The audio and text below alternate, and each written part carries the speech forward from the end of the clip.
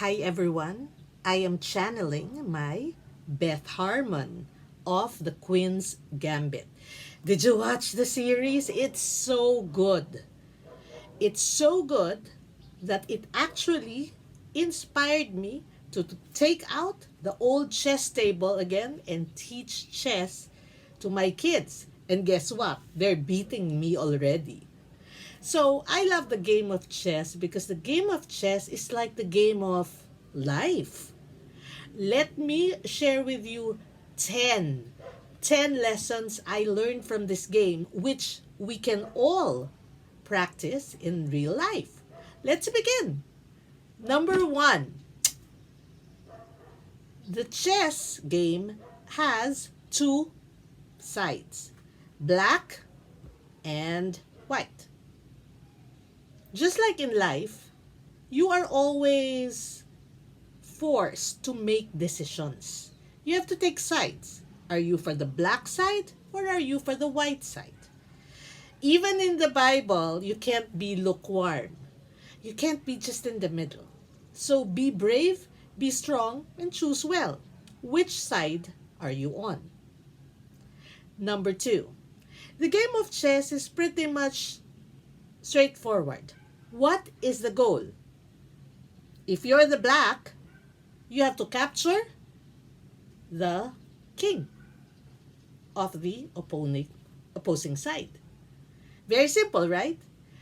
Just like again in life, we have to be focused on a goal. Sure, we have so many goals, and that's where the chaos begins. Because sometimes we need to really be dead focused on one so that we put all our efforts there. And in the end, we would be able to get it. So be focused. Number three, somebody has to make the first move. In the game of chess, it's always white. It's usually the white pawn that is the first to move.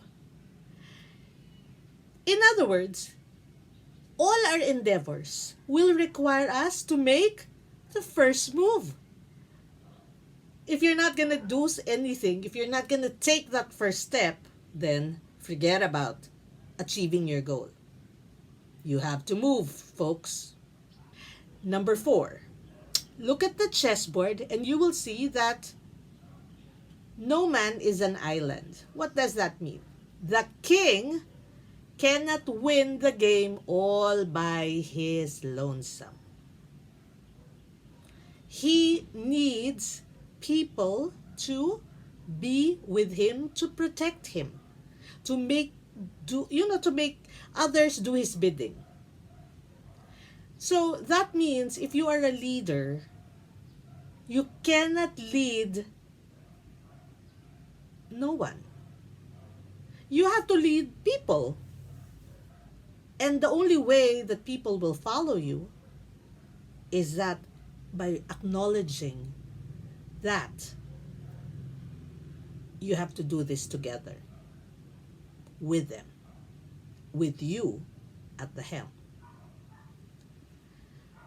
So that goes to number five. If the king is not an island, if the king cannot win this alone, it means he needs a great team. And this team will be composed of different people who knows their particular roles. In chess, you know what the pawns do, right?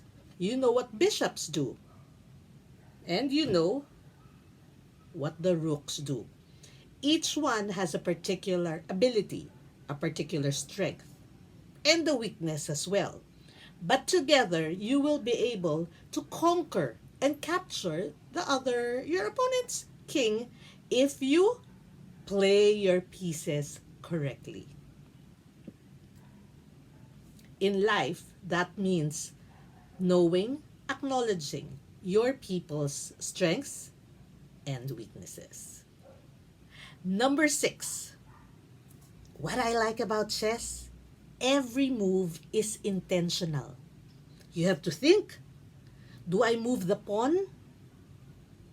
Or will I use my queen? In life, you don't do things randomly. That's not gonna get you anywhere. Every move must be intentional. Every step you take has to have a purpose. And that's the way to get to your goals much quicker. All right, we are at number 7. To win chess, it's not only about making your moves, it's also anticipating your opponent's moves. You see, the ideal setup is that we dream, we set a goal, we work, and then boom, we get the goals. But life doesn't work that way.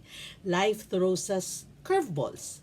And so we must be able to read what's going to happen. Maybe not predict the future, nobody can do that. But at least anticipate what life will give us the next day or the next month, or perhaps your boss. Can you anticipate his move? Can you anticipate your competitor's moves? These things you can do.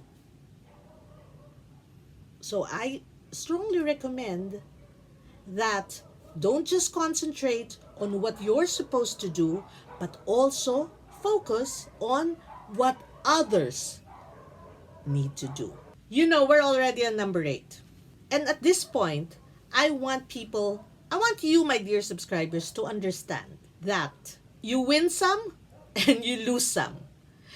In the movie, in the TV series, The Queen's Gambit, what you do is when you know you're not gonna win anymore, you don't continue that game. You just you grab your king, and you just go like this. It means I resign. Does that mean you give up? No, it means you recognize that it's not gonna end well for you, and therefore you give that honor to your opponent. In life, it's not about giving up. It's also about being realistic and trying to see where you stand. In business, it's also called like stopping the bleeding, knowing when to say, okay, that's enough. Let's do it again. Let's learn from our mistakes. Quite a great lesson, right? Number 9, connected to about resigning. As I've said, chess is a game of strategy.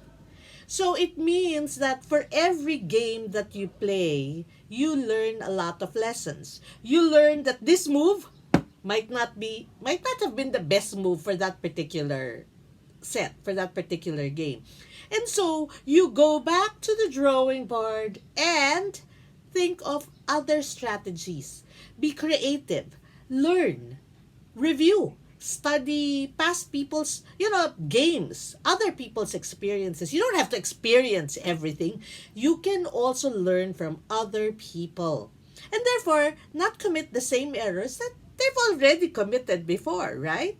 So, do your research, do your homework, and be creative.